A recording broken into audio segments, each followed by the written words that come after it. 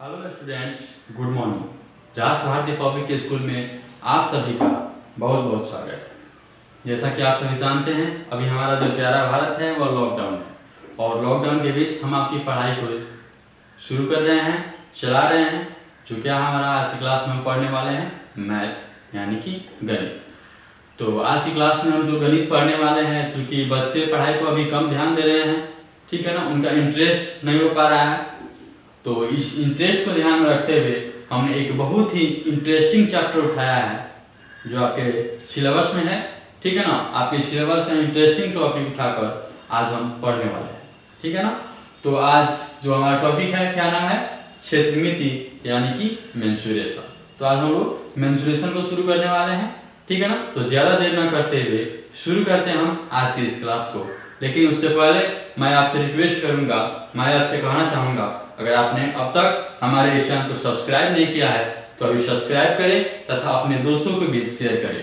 और हम इतनी मेहनत करके इस लॉकडाउन के बीच आपको बिल्कुल फ्री क्लासेस प्रोवाइड कर रहे हैं आपको, ठीक है ना। तो आप हमारे इस वीडियो क्लास को लाइक जरूर करें, ठीक है ना। तो आइए ज़्यादा देर न करते हुए शुरू करते हैं आज के इस क्षेत्रमिति की क्लास को यानी कि मेंसुरेशन की क्लास को।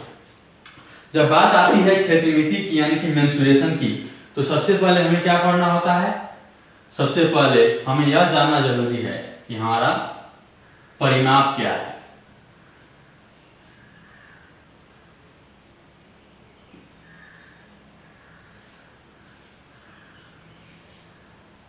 परिमाप जिसे परिमिति भी बोलते हैं,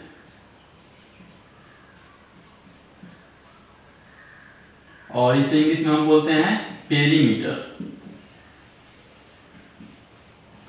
ठीक है ना। तो हमारा परिमाप या पेरीमीटर क्या है, परिमाप या पेरीमीटर क्या है, तो इसकी परिभाषा को देखें, ठीक है ना। इसके परिभाषा यानी कि डिफिनीशन को देखें तो क्या कहता है कि कोई भी आकृति, ठीक है ना, कोई भी आकृति, और कोई भी आकृति है उसके हम सभी भुजाओं को यानी कि जो भी उसके भुजा हैं, जो भी साइड हैं, उन सभी को जोड़ देते हैं यानी कि उनका सम करते हैं। तो जो हमारा आता है वह क्या होता है, उसका उस आकृति का परिमाप होता है, पेरीमीटर होता है, ठीक है ना। जैसे मान लीजिए हमारा कोई ट्रायंगल है यानी कि त्रिभुज है, या हमारा कोई आयत या चतुर्भुज है, क्वाड्रिलेटरल है, या कोई भी 5 भुजा 6 भुजा जितनी भी भुजाएं हों,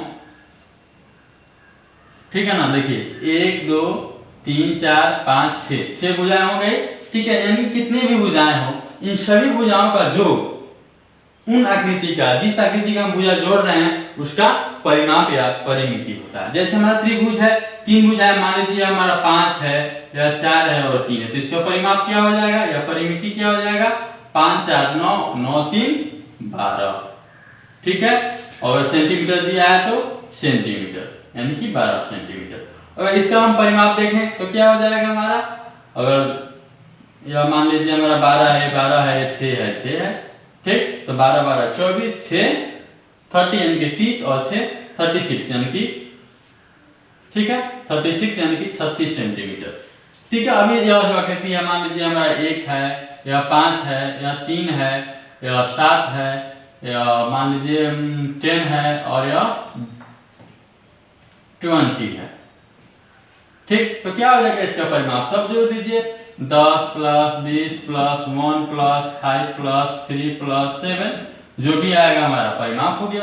मतलब जितनी भी भुजाएं हैं उन सभी भुजाओं का योग यानी कि सम, उसका क्या होता है, उस आकृति का परिमाप यानी कि परिमिति होता है, ठीक है ना। चलिए अब नेक्स्ट हम देखते हैं। अगर नेक्स्ट हम देखें तो हमारा नेक्स्ट क्या आता है, क्षेत्रफल।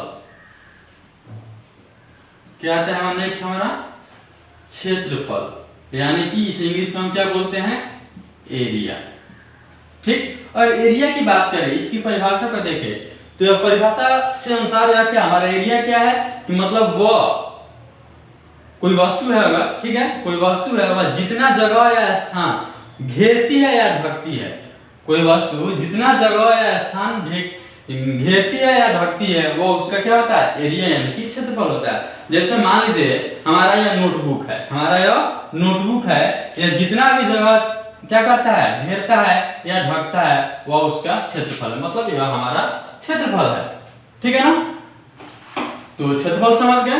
अब हम इसके जो मतलब क्या बोलते हैं, जो हमारे आकृति हैं, जो हमारे महत्वपूर्ण आकृति है, जो हमारे सिलेबस में है, जिसे हमें पढ़ना है, उन सभी आकृति पर हम बढ़ते हैं, जिनका हम क्या परिमाप और क्षेत्रफल निकालेंगे।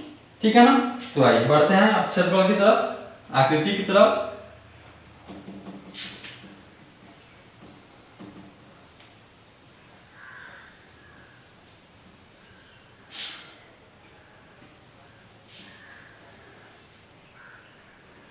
ठीक है ना।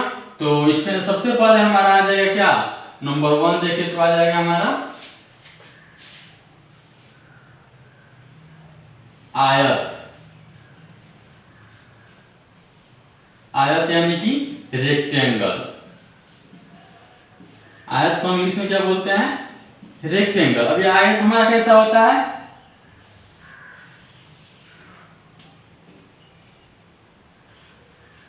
ठीक, यह हमारा कुछ आयत हुआ। ठीक, मतलब इसकी आमने सामने की भुजाएं बराबर होती है। आयत की आमने सामने की जो भुजाएं होती है वह बराबर होती है, तथा जो प्रत्येक कोण है यह समकोण यानी कि 90 डिग्री का होता है।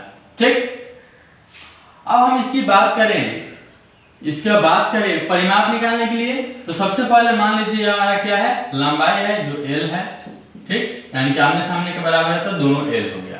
और ये हमारा चौड़ाई है यानी कि विड्थ, जिसे हम B से सूचित करेंगे।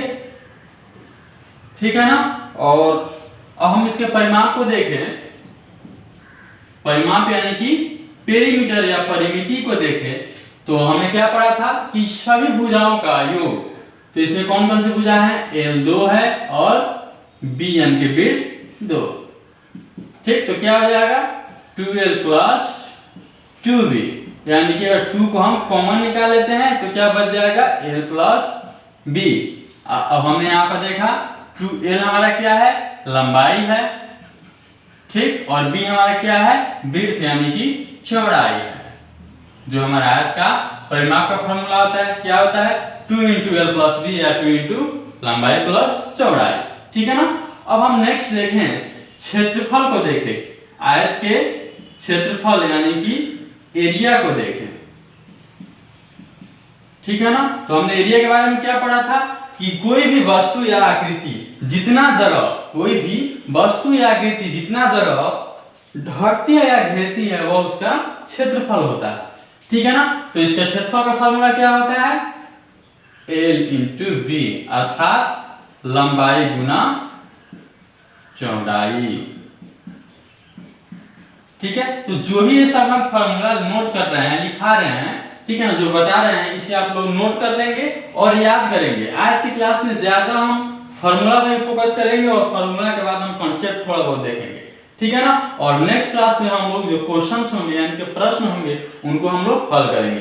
तो आप लोग सबसे पहले ये जो हम फॉर्मूला इसमें क्लास में जो बता रहे हैं, इन सभी फॉर्मूला को आप लोग याद करेंगे। ठीक है ना। तो चलिए नेक्स्ट बढ़ते हैं। नेक्स्ट हमारा क्या है, आपका आयत हो गया, इसके बाद आपका आता है स्क्वायर यानी कि वर्ग। ठीक है। तो वर्ग में हम देखते हैं,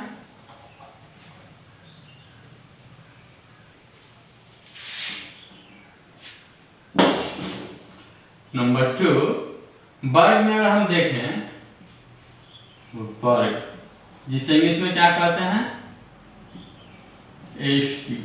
स्क्वायर। ठीक है। अब स्क्वायर कैसा होता है,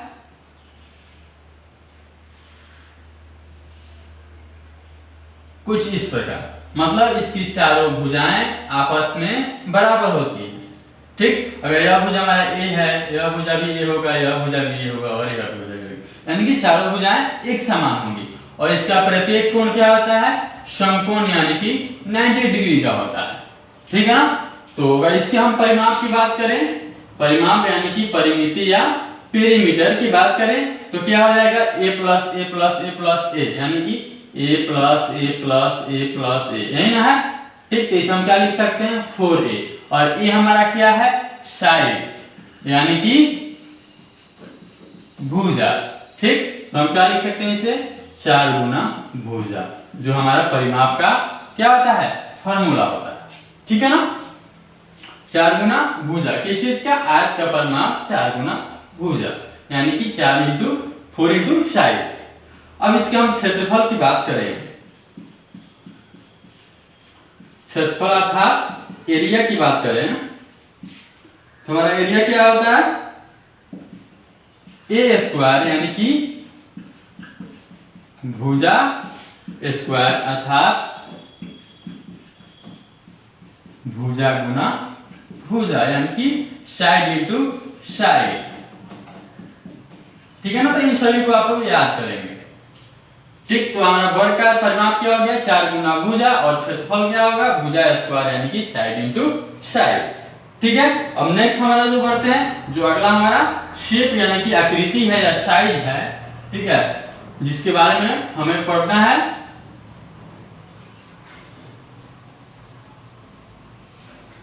जो हमने पिछले क्लास में ही पढ़ा होगा, त्रिभुज, ये हमारा हो गया नंबर 3। ठीक, त्रिभुज जिसे हम इंग्लिश में क्या बोलते हैं? ट्रायंगल। हमारा त्रिभुज कैसा होता है? कुछ इस प्रकार, ठीक है ना? और यहां से हम लोग खींच देते हैं, यह हमारा हो गया हाइट, यानी कि ऊंचाई। ठीक है ना? और ये हमारा क्या होगा? आधार, यानी कि बेस। ठीक है, अब इसके हम परिमाप की बात करें, त्रिभुज के परिमाप की बात करें तो क्या होगा? सभी भुजाओं का योग, सभी भुजाओं का योग। ठीक ना? और इसके क्षेत्रफल की बात करें तो जो हम बचपन से पढ़ते आए हैं, यानी कि इसका क्षेत्रफल या एरिया क्या हो जाएगा? 1/2 इंटू आधार इंटू ऊंचाई या शीर्षलंब। ठीक ना? तो हमारा त्रिभुज हो गया। और आगे नेक्स्ट बात करें तो हमारा समबाहु त्रिभुज नंबर 4 क्या आता है? समबाहु त्रिभुज,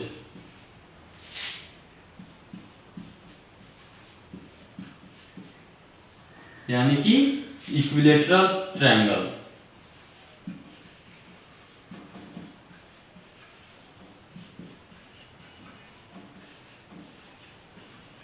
हमारा इक्विलेटरल ट्रायंगल यानी कि समबाहु त्रिभुज कैसा होता है? यानी कि वह त्रिभुज जिसकी सभी भुजाएं आपस में बराबर हो। ठीक ना? अगर एक भुजा ए है तो यह यानी कि तीनों भुजाएं ए होंगी। ठीक है ना? तो हमारा मान लीजिए त्रिभुज है जिसकी सभी भुजाएं क्या है? आपस में बराबर है, यानी कि सभी भुजाएं ए है, या 4 है तो 4 सेंटीमीटर, 5 है तो 5 सेंटीमीटर। ठीक है ना? और इसके परिमाप की बात करें तो यानी परिमाप हमारा क्या होता है? सभी भुजाओं का योग, यानी कि a प्लस a अर्थात 3a, यानी कि 3 गुना भुजा। ठीक है ना? समबाहु त्रिभुज का परिमाप क्या हो जाएगा? 3 गुना भुजा। और अगर हम क्षेत्रफल की बात करें यानी कि एरिया की बात करें तो क्या होता है? √3/4 इंटू भुजा स्क्वायर। ठीक है ना? क्या होता है क्षेत्रफल समबाहु त्रिभुज का? √3/4 इंटू भुजा स्क्वायर। इसे आप लोग नोट करेंगे और याद करेंगे। ठीक है, और इसका हम ऊंचाई का बात करें, ऊंचाई का बात करें यानी कि हमारा जो समबाहु त्रिभुज है तो इसका ऊंचाई क्या होगा? अगर यह बेस है यानी कि यह हमारा नीचे का आधार है तो हमारा हाइट यानी कि ऊंचाई क्या हो जाएगा? तो हो जाएगा हमारा √3/2 इंटू भुजा। ठीक है ना? इसे भी आप लोग नोट डाउन करेंगे और याद करेंगे। कल की क्लास में हम लोग जब प्रश्न करेंगे तो यह सभी फॉर्मूलाज हमारे लिए इंपॉर्टेंट होंगे। ठीक है ना? अब नेक्स्ट हम आगे बढ़ते हैं।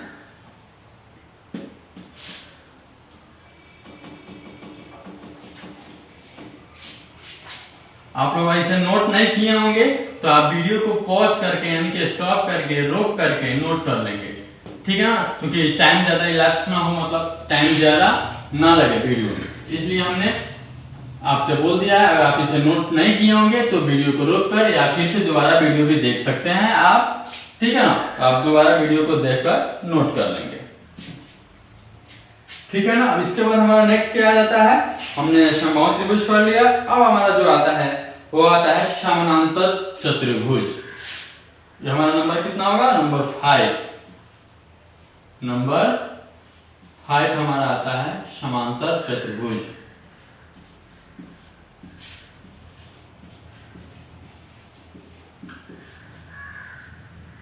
चतुर्भुज यानी कि हमारा आता है पैरेललोग्राम।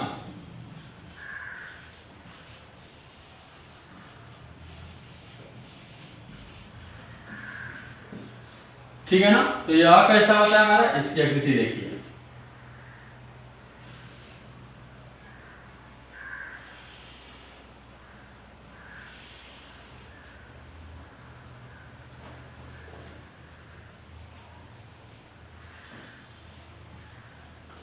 ठीक ना, कुछ इस प्रकार हमारा होता है समानांतर चतुर्भुज। समानांतर चतुर्भुज, इसमें आमने सामने की भुजाएं समानांतर होती है। मान लीजिए हमारा यह चतुर्भुज है ए बी सी डी, यह एक समानांतर चतुर्भुज है, अर्थात ए बी समानांतर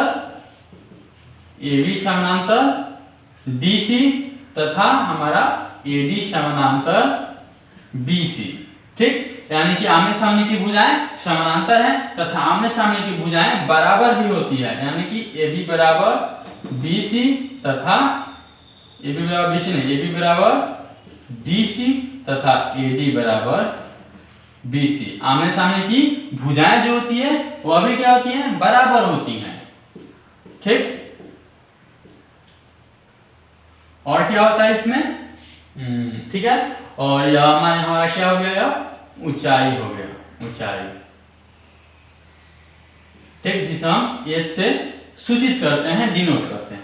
और यह हमारा क्या हो गया, नीचे है तो बेस यानी कि आधार, जिसे हम बी से सूचित करते हैं। ठीक है ना। अगर इसके हम परिमाप की बात करें, इसके हम परिमाप की बात करें, ठीक, तो क्या हो जाएगा, आमने सामने की भुजाएं बराबर हैं। ठीक, तो सेम आयत की तरह हो सकता है 2 इंटू लंबाई प्लस चौड़ाई। कैसे, और मान लीजिए हमारा यह एल है, यह बी है, यह बी है और यह एल है, तो क्या आएगा 2 एल यानी कि 2 एल हो जाएगा और 2 बी हो जाएगा। और हम कॉमन ले लेंगे तो 2 इंटू एल प्लस बी, तो हमारा क्या आ जाएगा 2 इंटू लंबाई प्लस चौड़ाई। ठीक, अगर इसके हम क्षेत्रफल की बात करें, क्षेत्रफल यानी कि एरिया की बात करें, तो क्या होता है, आधार गुना शीर्षलंब या ऊंचाई, आधार गुना ऊंचाई या शीर्षलंब। ठीक है ना। तो हमने जो यहाँ पर ड्रॉ किया एच, वो हमारा ऊंचाई हो गया और हमारा बेस यानी कि बी आधार हो गया। तो हमारा क्या होता है, क्षेत्रफल समानांतर चतुर्भुज का आधार इंटू ऊंचाई। ठीक है ना। और नेक्स्ट देखें तो हमारा क्या आता है, समचतुर्भुज। नंबर 6 हमारा आता है। तो समचतुर्भुज की बात करें तो समचतुर्भुज हमारा कैसा होता है,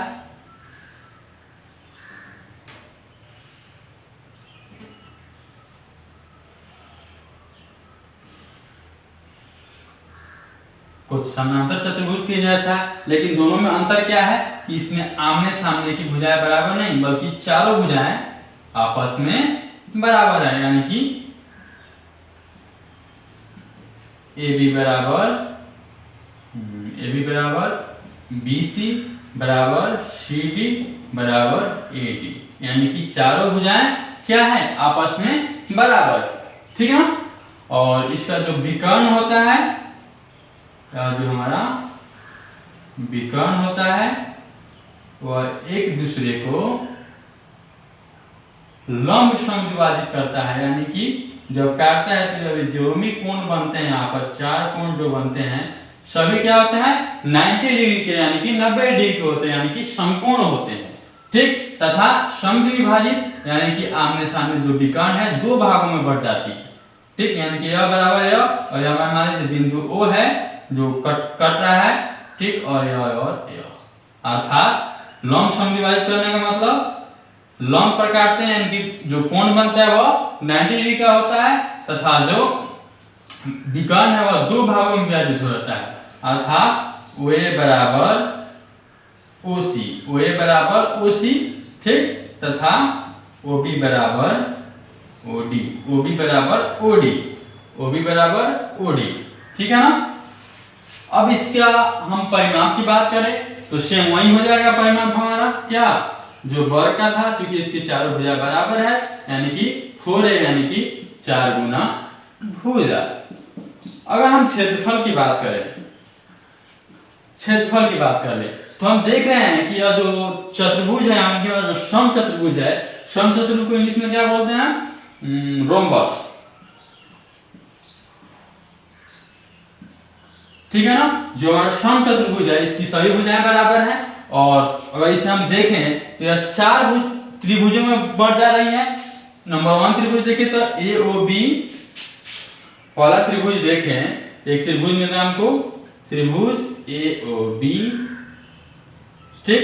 दूसरा क्या मिल रहा है, BOC, उसी तरह COD और AOD, 4 त्रिभुज मिल रहे हैं।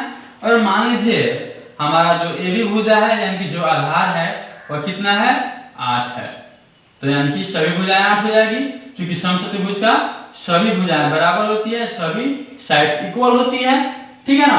और जो इसका विकर्ण है, मान लीजिए पहला जो बड़ा वाला विकर्ण है यह कितना है, 12 है, तो एक कितना हो जाएगा, 6 हो जाएगा और 6 हो जाएगा, ठीक। और इसकी बात करें तो मान लीजिए 8 है तो 4 हो जाएगा और 4 हो जाएगा, ठीक ना।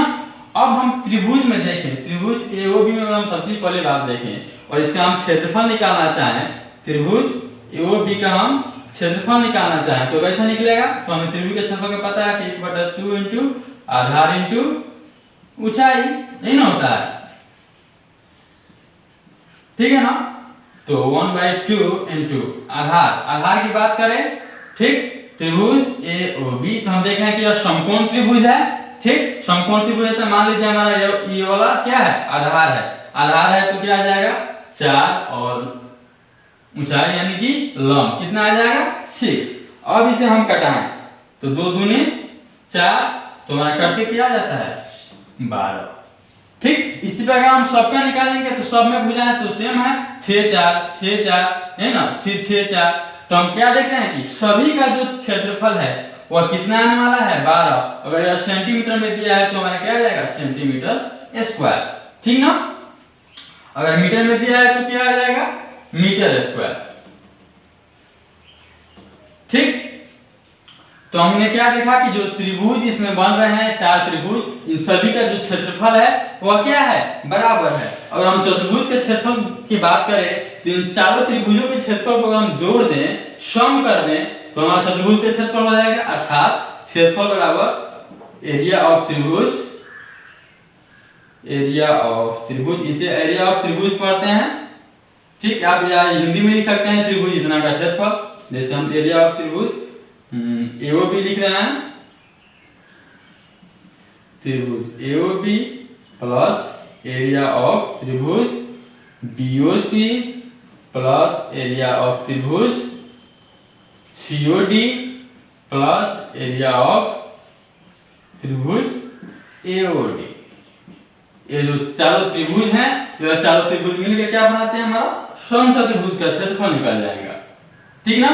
तो हम इसे ये भी लिख सकते हैं, क्योंकि सभी का क्या है, क्षेत्रफल बराबर है, हम इसे ऐसे लिख सकते हैं ना, 4 इंटू एरिया ऑफ त्रिभुज AOB, यानी कि 4 गुने त्रिभुज AOB का क्षेत्रफल, क्योंकि सबका बराबर है 12 12 12 12, और 4 गुने 12 इधर क्या आता है, 48, इससे भी हमारा 12 12 24 24 36 48 हो जाएगा, ठीक ना।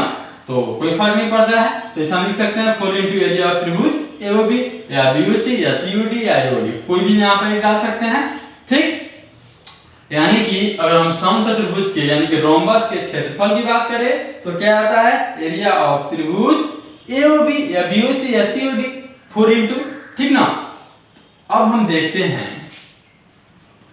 जो एरिया ऑफ त्रिभुज AOB है वह क्या है, 1/2, यानी कि 1/2 इंटू आधार मान लीजिए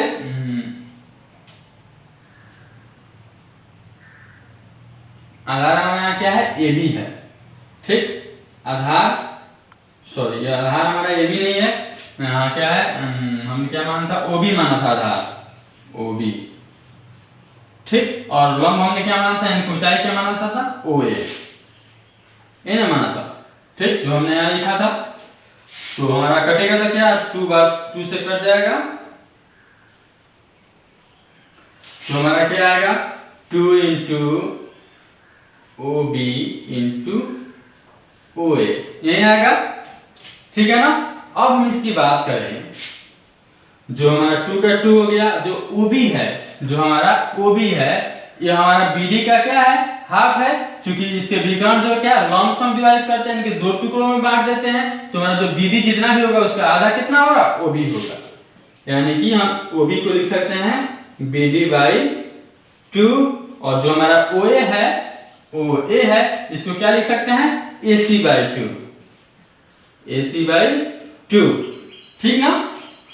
तो इस प्रकार हमारा क्या बन जाता है, 2 से 2 कट जाएगा, तो क्या आएगा, B D into A C by 2। ठीक, अब हम बी डी हमारा क्या है, बी डी हमारा एक विकर्ण है, और ए सी हमारा क्या है, दूसरा विकर्ण है। ठीक, तो इस प्रकार हमारा फॉर्मूला क्या बन जाता है, 1/2 इंटू एक विकर्ण गुना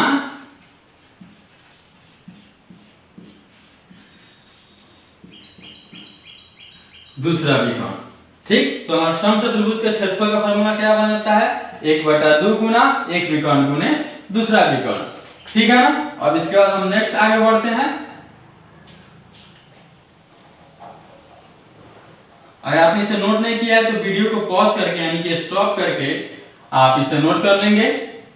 कल की क्लास के लिए सभी फॉर्मूला जो हमने पढ़ा अभी, यह सभी इंपॉर्टेंट है। ठीक है ना, तो आप लोग इसे याद जरूर करेंगे।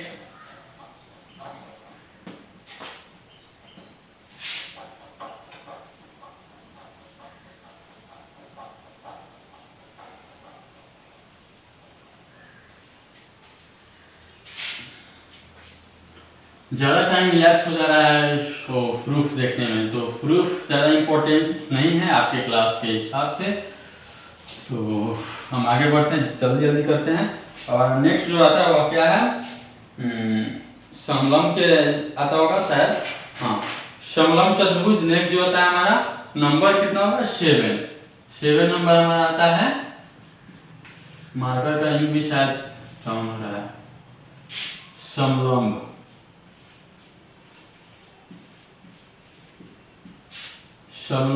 चतुर्भुज। ठीक, जिसे हम क्या बोलते हैं, ट्रैपेजियम।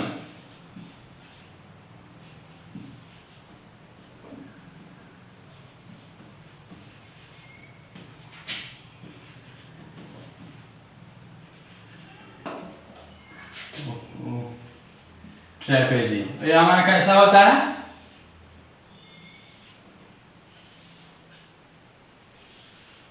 कुछ इस प्रकार होता है।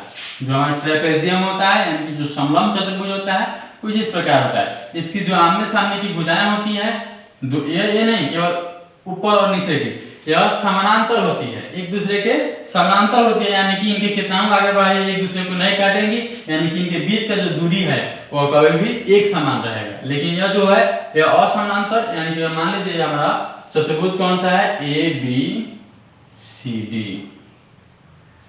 ABCD है, इसमें हमारा AB समानांतर CD होगा, लेकिन AD और BC क्या होगा, असमानांतर होगा, यानी कि समानांतर नहीं होगा। ठीक है ना। और इसकी ऊंचाई की बात करें तो हमारा ऊंचाई क्या होता है, ये हो गया, यानी कि हमारा H हो गया। ठीक, अब मान लीजिए इसका हम परिमाप निकालना चाहते हैं, तो परिमाप क्या हो जाएगा, वही चारों भुजाओं का योग।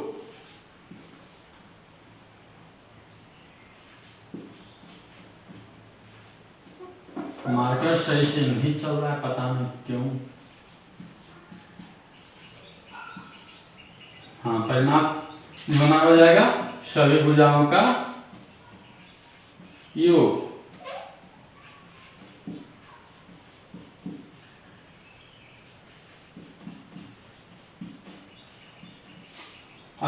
क्षेत्रफल की बात करें तो इसका क्षेत्रफल होता है 1/2 इंटू समांतर भुजाओं का योग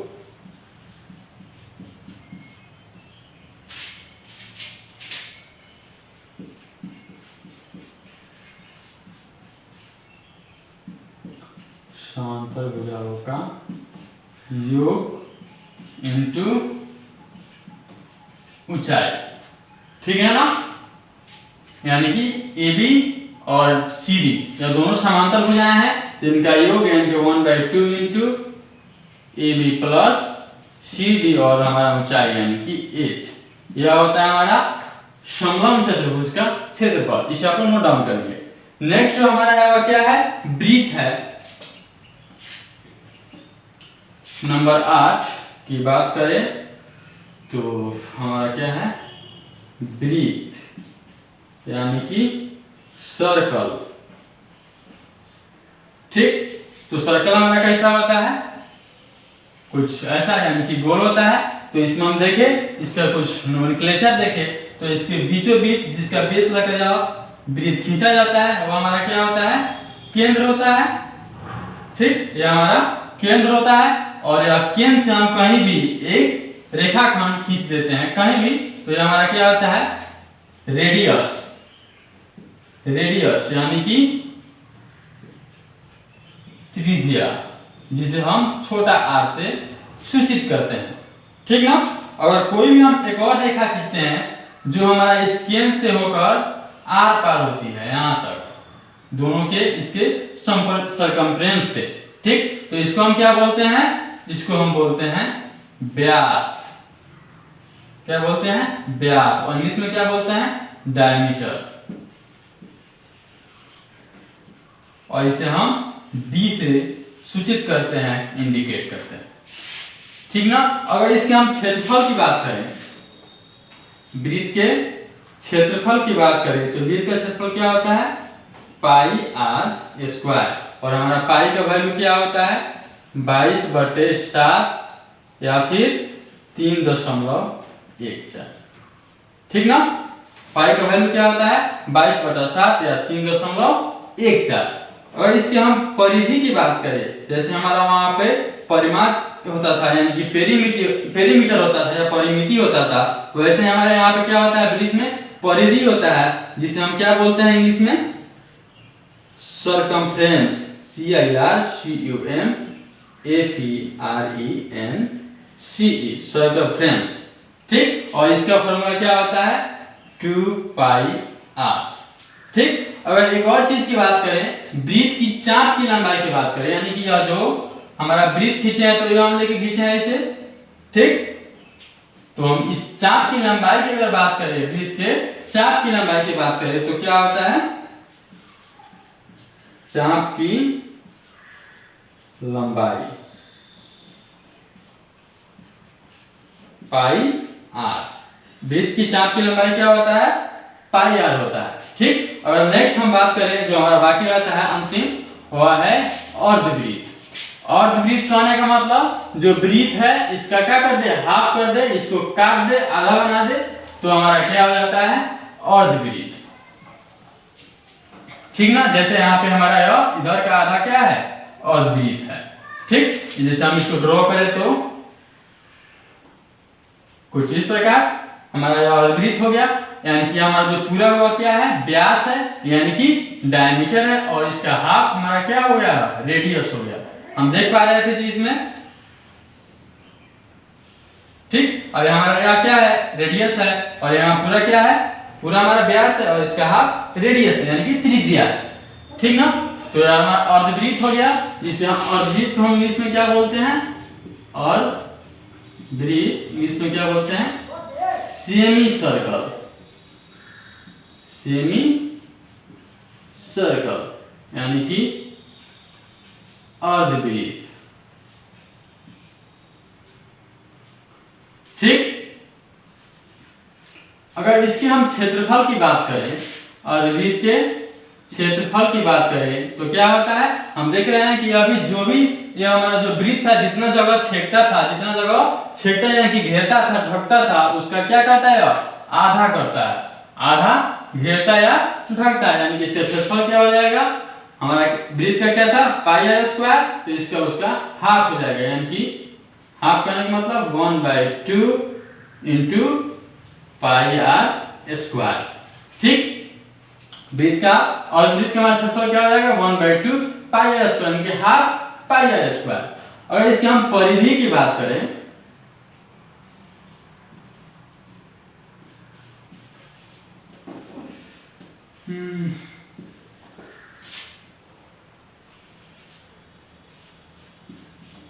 परिधि की बात करें और वृत्त की, तो हमारा क्या होगा, तो हमारा जो चाप की लंबाई है पूरी, यानी कि पाई आर, और हमारा जो व्यास है, ठीक, इसमें तो अंदर था पूरा कवर हो जाता है, लेकिन इसमें बाहर आ जा रहा है, इसलिए इसे भी हम ऐड करेंगे। तो व्यास हमारा आर यानी कि त्रिज्या का 2 गुना है, इसमें हम क्या लिखेंगे 2r। इस प्रकार हमारा परिधि क्या बन जाता है, यहाँ पर हमारा क्या कॉमन है, r कॉमन है, तो r कॉमन ले लेंगे तो हमारा क्या बच जाएगा पाई प्लस 2। ठीक, पाई r प्लस 2r हो जाएगा हमारा क्या वृत्त का अर्धवृत्त का परिधि, यानी कि सेमी सर्कल का परिधि। ठीक है ना। तो आज का जो हमारा क्लास है इसमें हमने बेसिक से फॉर्मूला देखा, और इस क्लास में हम यहाँ पे ज्वाइन करते हैं। ठीक है ना। नेक्स्ट क्लास में हम लोग आपसे मिलेंगे, और जो हमारा इस चैप्टर का जो प्रश्न है यानी कि क्वेश्चंस हैं उनको हम लोग करेंगे। थैंक यू, बहुत बहुत धन्यवाद आपका हमारे साथ बने रहने के लिए, इस क्लास को अटेंड करने के लिए। मैं आपसे रिक्वेस्ट करूंगा, अगर आपने अब तक हमारे इस चैनल को सब्सक्राइब नहीं किया है तो अभी सब्सक्राइब करें तथा अपने दोस्तों को भी शेयर करें, और हमारे वीडियो क्लास को लाइक करना बिल्कुल ना भूलें। थैंक यू, बहुत बहुत धन्यवाद।